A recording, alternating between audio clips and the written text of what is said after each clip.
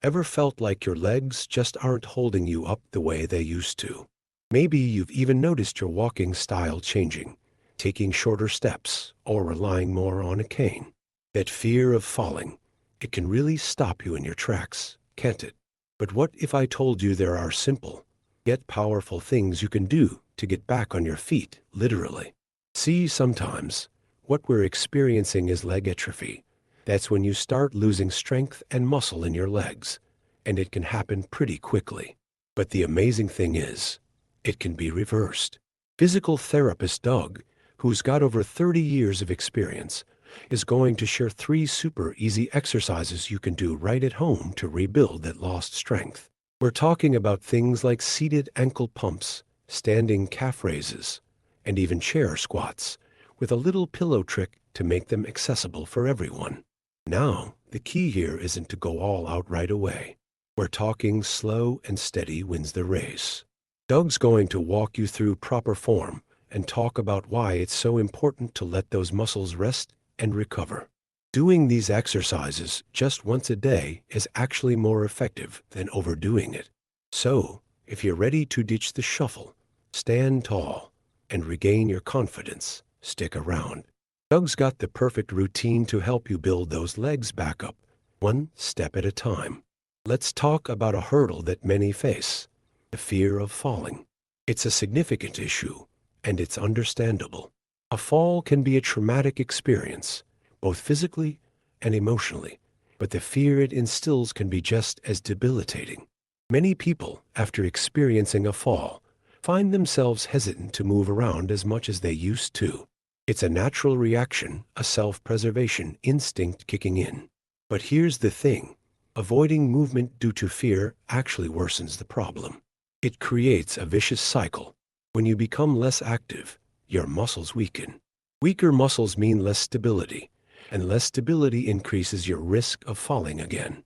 Think of it like a plant that isn't watered. It starts to wilt and become brittle, much easier to break. Let's delve deeper into this fear. Why is it so powerful? Well, falls can lead to serious injuries, like fractures or head trauma. The thought of that happening again is scary. Furthermore, a fall can shake your confidence. It can make you feel vulnerable and dependent, especially if you were previously very active and independent. It can really change your outlook on life. But here's where we introduce some hope. It's absolutely possible to overcome this fear and regain your mobility. It just takes a little understanding, a structured approach, and some consistent effort.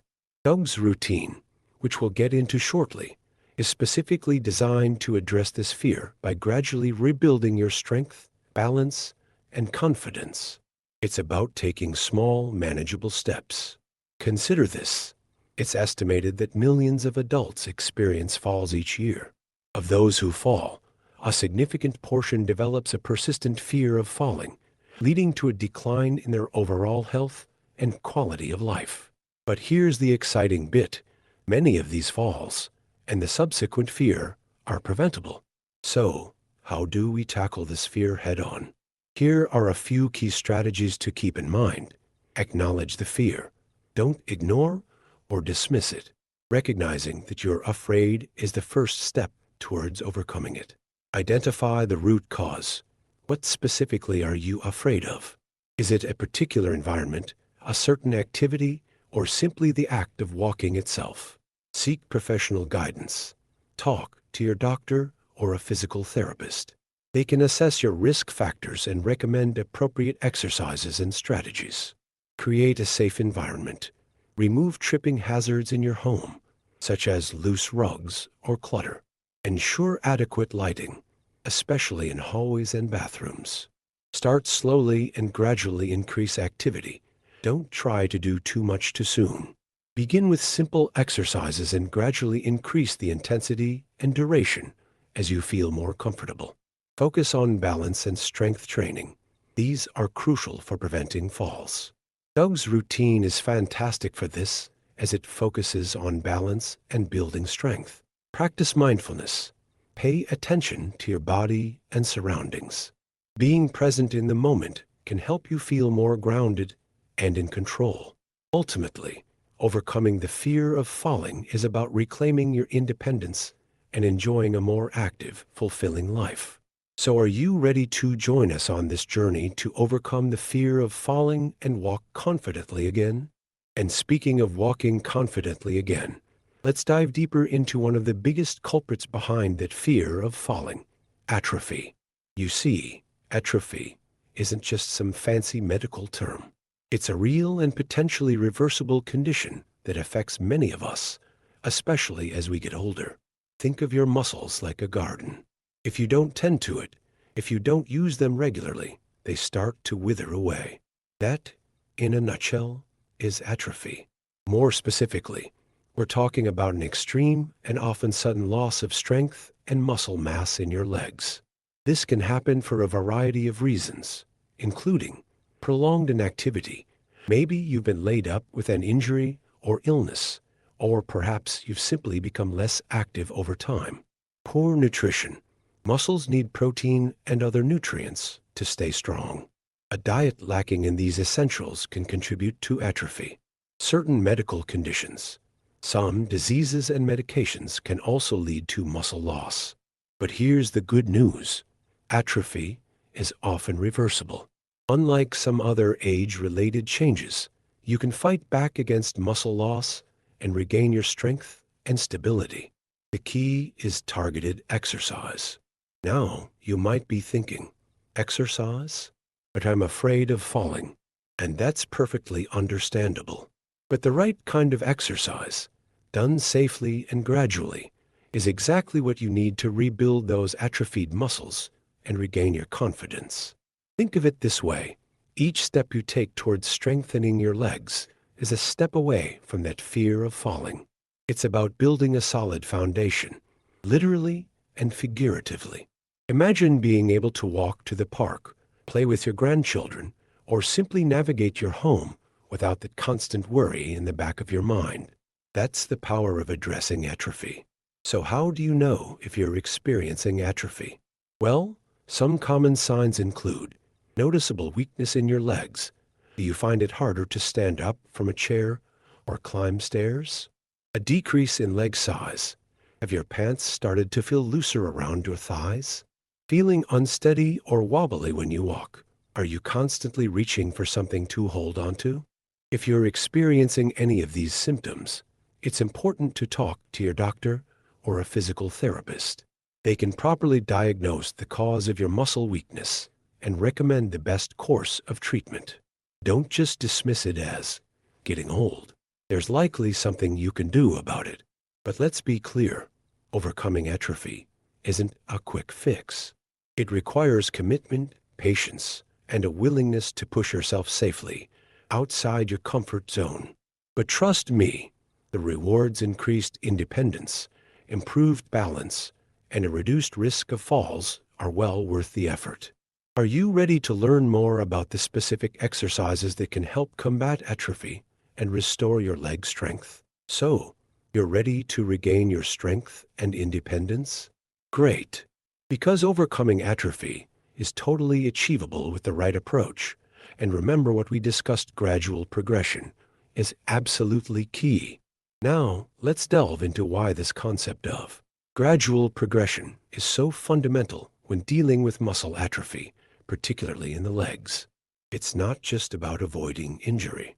It's about maximizing your muscles' potential for recovery and growth. Think of your muscles like a garden. If you suddenly dump a ton of fertilizer on it all at once, you're more likely to burn everything up than to see lush growth. Gradual progression is like carefully tending to that garden, providing just the right amount of stimulus and nutrients over time to encourage healthy development. Here's why starting slow and increasing gradually is so crucial. Prevents overtraining. Atrophied muscles are weaker and more susceptible to injury.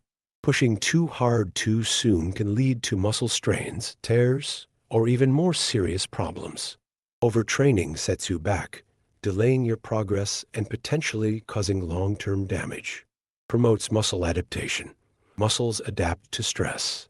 When you introduce exercise gradually, your muscles have time to rebuild stronger. This process of adaptation is what leads to increased strength and endurance, enhances neuromuscular efficiency. Exercise isn't just about muscle strength. It's also about the connection between your brain and your muscles. Gradual progression allows your nervous system to learn and refine the movement patterns, making your exercises more effective and efficient. This translates to better balance, coordination, and overall movement control. Boosts motivation. Let's be honest, if you start too hard and feel overwhelmed or injured, you're less likely to stick with the program. Gradual progression allows you to experience small victories along the way, building confidence and motivation to keep going. Imagine trying to run a marathon without any prior training. You'd probably collapse halfway through, right? The same principle applies here. We need to build your leg strength step by step, ensuring that your muscles, tendons, and ligaments can handle the increasing demands. We'll be talking about leg exercises, but remember that this applies to all muscle groups. So, how do we put this gradual progression into practice? It's all about paying attention to your body and making small, incremental changes. We're not chasing instant results here.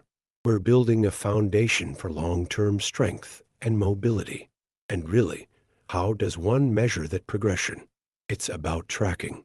How many repetitions can you do before you start to struggle? How many sets? How long does it take you to recover? Keeping a log allows you to see improvements and tailor your exercises to your individual needs. Plus, it's incredibly rewarding to see your progress written down. Does this make sense? Absolutely. It's all about understanding your body and responding to its needs. Building on that idea of tailoring exercises, let's delve into something equally critical: rest. And I'm not just talking about those few seconds between reps. We're talking about real, restorative rest, especially when dealing with something like leg atrophy. Think of it like this. You're not just building muscle when you're lifting weights. You're actually breaking it down. It's during the rest periods that your body works its magic to rebuild those muscle fibers, making them stronger and more resilient. So, how vital is this rest really? Well, for someone experiencing leg atrophy, rest is absolutely paramount. Remember, we are dealing with muscles that may already be weakened or damaged. Pushing them too hard, too fast, without sufficient recovery time is a recipe for disaster. It can lead to overtraining, which can actually reverse your progress and potentially cause further injury. Ouch. Think of it like this. Imagine you're trying to build a house, but you're constantly throwing bricks faster than the mortar can set. What's going to happen? The whole thing will crumble. Muscle building is very similar. You need to give your body the time and resources it needs to solidify the gains you're making during exercise. Now, let's get specific about what rest actually entails. It's not just about flopping on the couch, although that's definitely part of it. We need to consider a few different aspects. Sleep. This is your body's prime repair time. Aim for at least 7–9 hours of quality sleep each night. During sleep, your body releases growth hormone, which is crucial for muscle repair and growth. Is your sleep schedule helping or hurting your progress? Rest days. Schedule regular rest days into your workout routine. These are days where you completely avoid working the affected muscles. This allows them to fully recover and rebuild. How many rest days should you aim for? That depends on the intensity of your workouts and your individual recovery capacity, but starting with 1–2 rest days per week is a good guideline. Would you agree? Active recovery. This involves gentle activities that promote blood flow and help to reduce muscle soreness. Examples include light stretching, walking, or swimming. Think of it as giving your muscles a gentle massage from the inside out. Ignoring the importance of rest can have some serious consequences, especially for individuals with leg atrophy. We're talking about increased risk of injury, prolonged muscle soreness, decreased performance, and even burnout. Nobody wants that. So, the question is, Are you prioritizing rest as much as you're prioritizing your workouts? Think of rest as an active part of your training program, not just something you do when you're too tired to do anything else. Remember, building strength and combating atrophy is a marathon, not a sprint. Consistent effort, combined with adequate rest and recovery, is the key to long-term success. Is this a good takeaway? Absolutely. So, there you have it, 3 simple yet powerful exercises: seated ankle pumps, standing calf raises, and pillow chair squats. Remember to prioritize proper form, gradual progression, and, most importantly, adequate rest. These exercises, combined with consistency, can truly help you regain your leg strength and improve your mobility. We hope you found this video helpful and informative. If you did, please give it a thumbs up. Your support helps us create more content like this.